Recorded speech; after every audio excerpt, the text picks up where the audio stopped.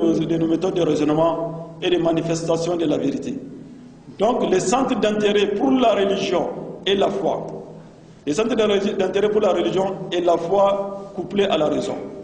Mais pour la philosophie, c'est la pensée couplée à la raison. Certains politologues pensent que la politique doit se servir de la philosophie, de la logique, car selon eux, la philosophie permet d'atteindre la puissance et la logique couplée à la politique permet d'atteindre la force et l'autorité. Ils ignorent en matière de la gestion excellente de la cité ou de la nation. La puissance, la force d'autoritarisme ne suffisent pas. Il faut qu'il soit complété par le pouvoir, c'est-à-dire la capacité réelle d'aboutir à un objectif fixé. Ce qui exige la pratique sincère de la science et de la guidance. Ainsi, Braham Guillaume a dit, l'État en tant que principe d'organisation de producteurs du droit, de jurisprudence, d'action collective et d'orientation morale n'a été autre en islam que la religion elle-même. Tout de même, l'entité ou l'organisation religieuse ne dépend pas du pouvoir politique. Ne dépend pas du pouvoir politique, mais se cristallise sur le pouvoir politique. Sur le pouvoir politique spécifique exceptionnel. Ce pouvoir n'est nullement, comme on a coutume de le dire, l'addition de deux autorités, politiques et religieuses. Il est par définition un pouvoir spécifique et exceptionnel puisqu'il se fonde sur l'irruption extraordinaire du divin et dépend de l'existence de l'histoire du prophète. Sa légitimité émane directement de la révélation. Et la communauté y apparaît directement dirigée par la volonté d'Allah. Ibn Khaldoum a dit, le califat se distingue en ceci, que le pouvoir y est exercé afin de préserver les intérêts,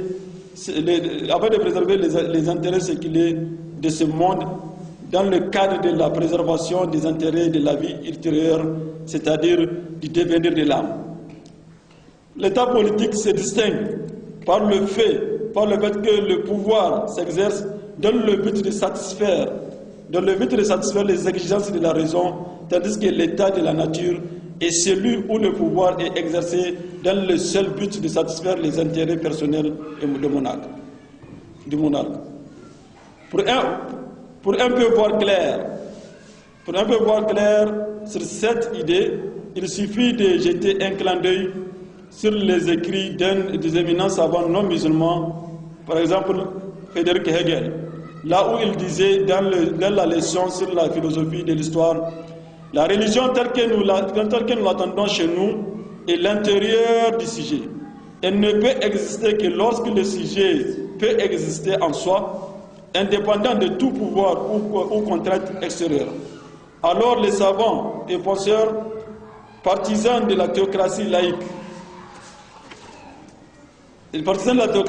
égalitaire, régie par un code de loi valable pour tous, doit redoubler d'efforts pour la vulgarisation, pour l'explication et l'application des textes afin d'éviter la dérive au plan juridique, politique et religieux.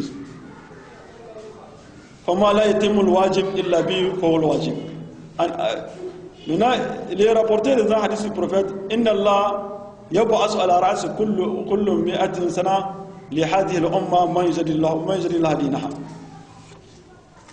L'islam, les écoles politico-juridiques. Beaucoup de savants, philosophes musulmans et non musulmans, issus des universités juridico-politiques et religieuses, ont eu à se prononcer sur la politique en général et les tenants du pouvoir afin d'aider le public à bien comprendre la politique, sa science et son fondement, son côté positif et négatif. Il insiste en général sur les responsabilités, le respect des droits, la bienveillance au respect de l'éthique, de la dignité humaine, du leadership, de la gouvernance, de l'administration, de la vivacité de la justice, de l'application de la loi, de la lutte pour l'intérêt général, du pouvoir, de l'autorité, de l'organisation, de la bienveillance au bien public. À titre d'exemple, nous avons Abu al-Hassan al-Marwardi. Nous avons aussi Al-Shafi'i.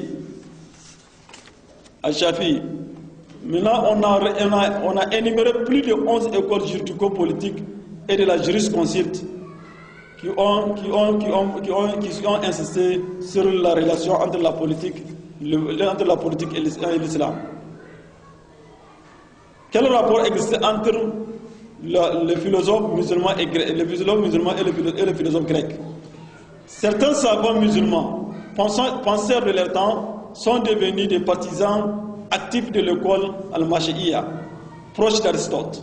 L'école al-Mash'iyya, proche d'Aristote, et se sont engagés dans la recherche de la vérité, de la jonction entre la philosophie occidentale et orientale, entre la politique d'origine grecque et la politique islamique.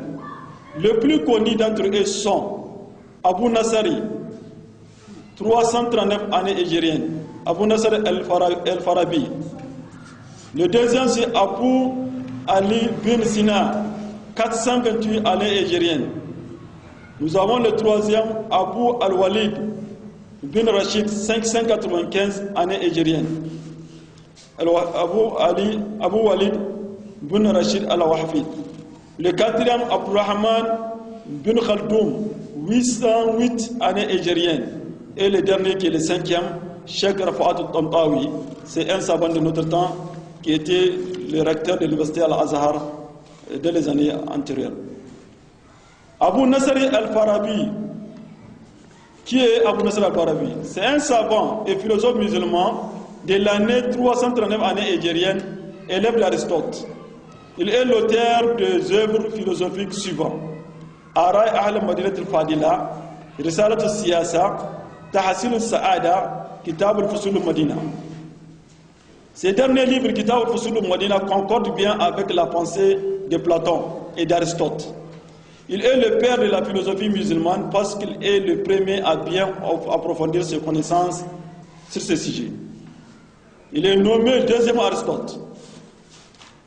Qui est Abu Ali Sina? Abu Ali Sina, grand philosophe et politologue de son temps, vécu pendant la période 428 années égérienne. Il fut élève de Al-Farabi. Il a beaucoup profité de la pensée de son maître Al-Farabi et il est l'auteur de célèbres livres politico-islamiques, Ashifa, une collection de sa pensée qu'il diffuse. La politique chez Ibn Sina. Chez Ibn Sina, la politique veut dire meilleure méditation et la réforme pour éviter les désordres. Hassan Tadbir ou Islah al-Fasad. Tout domaine a besoin d'une politique conforme et bénéfique selon Ibn Sina. On remarque dans son école, selon son école, Ibn Sina, la politique ne doit pas être l'affaire de chefs ou de leaders uniquement, mais elle doit être l'affaire de tous et exigeante de la compétence et du mérite pour le bien-être du peuple. Abu al-Walid bin Rashid al-Hafid, c'est un savant et penseur musulman de l'année 595 année égérienne, très proche d'Aristote. Il se démarque de ses pairs idéalistes et élèves de l'école grecque d'Aristote par sa fidélité à la charia. En d'autres termes, il est le seul philosophe idéaliste de l'école grecque d'Aristote qui s'est resté sur la balance de la charia pour son idéologie. Pour cela, il parvient à faire la jonction ou à marier entre la science islamique al-fiqh et la philosophie, et entre le droit islamique, la charia et le pouvoir. Le dernier, Abraham bin Khaldoum, lui c'est un savant et penseur musulman né en 1808 année égérienne. Il est l'auteur de célèbres livres Muqaddama, un modèle en religion chez les Arabes dans le domaine de la gouvernance et de la concrétisation du pouvoir et de l'autorité. La logique d'Ibn Khaldoum est de se pencher sur la politique du temps, sans se substituer à la République de Platon, ou même à la cité d'El-Farabi, Pour cela, il sort deux codes. Pour cela, il sort deux codes pour les sociétés et le peuple. Ces codes ont permis à Ibn Khaldoun d'être considéré comme le père de la sociologie et de la politique sociale. D'ailleurs même, les Occidentaux attestent qu'il est le premier à écrire en sociologie. Maintenant, le dernier, et qui me fait un autre exposé, c'est Cheikh Rafa'at Tantawi, savant et penseur musulman de notre temps, mort récemment occupant le rang du recteur de la célèbre université islamique Al-Azhar en Égypte. Il a écrit dans son livre Takhlis al-Ibriz, je cite, « J'ai entendu les ulémas français lors de leur séance à l'Iqama pendant la moitié du 19e siècle appeler Ibn Khaldoun Mostankier de l'Orient, c'est-à-dire de l'islam, et Mostankier Ibn Khaldoun de l'Occident, c'est-à-dire Al-Franj. » Et c'est ce qui me fait un autre exposé. Alhamdulillah, alladhi bi ni'matihi musalihat, subhanaka allahumma wa bihamdika nashhadu an la ilaha illa anta astaghfiruka wa atubu ilayk.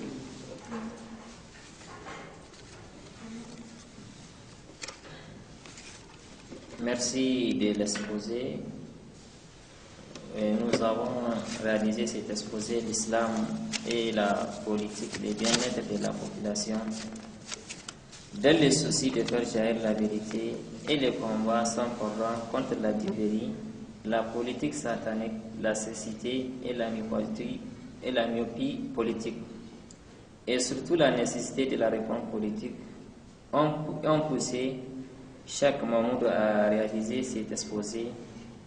Nous remercions chaque Mahmoud et il se veut une lumière trompette et qui éclaire la vérité dans le monde des politiciens.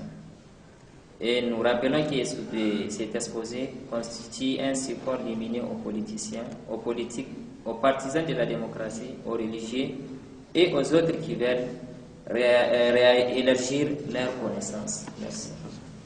Allahumma salli ala Muhammad wa ala Muhammad kama sallaita ala Ibrahim wa ala ali Ibrahim innaka Hamidum Majid. Allahumma barik ala Muhammad wa ala Muhammad kama barakta ala Ibrahim wa ala ali Ibrahim innaka Hamidum Majid. Subhana rabbika rabbil izzati amma yasifun wa salamun ala al-mursalin. Assalamu alaykum.